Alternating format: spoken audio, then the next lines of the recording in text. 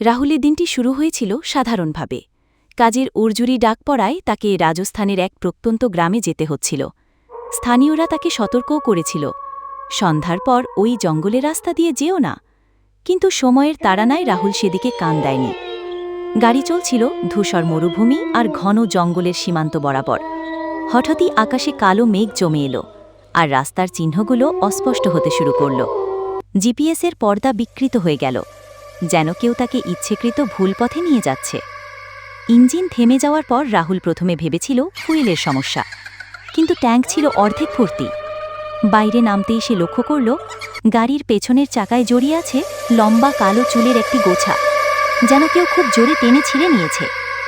ঠিক তখনই সে শুনতে পেল, এবার আমার পালা। এক ঝলকাতেই গাড়ির ভেতর সেই অদ্ভুত চেহারার অস্তিত্ব টের পেয়ে রাহুলের হৃৎস্পন্দন থেমে যেতে চাইল। কিন্তু তার চেয়েও ভয়ানক ছিল বাইরের দৃশ্য। মশাল হাতে সেই আদিবাসীরা আসলে ছিল না।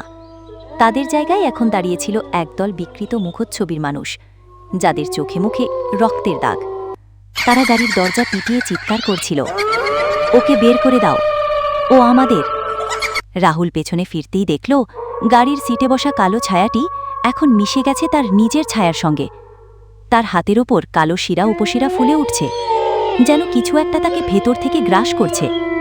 সেই মুহূর্তে দূর থেকে পুলিশের সাইরেন বেজে উঠল। বিকৃত মুখের দলটা ধোঁয়ায় মিলিয়ে গেল। কিন্তু রাহুলের ভাগ্য ভালো হয়নি।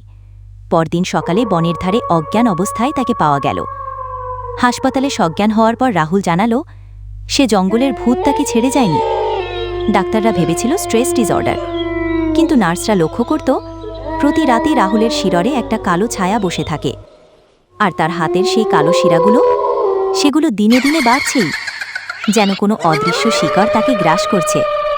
হয়তো একদিন রাহুল নিজেই হয়ে উঠবে সেই জঙ্গলের আরেকটি রহস্য।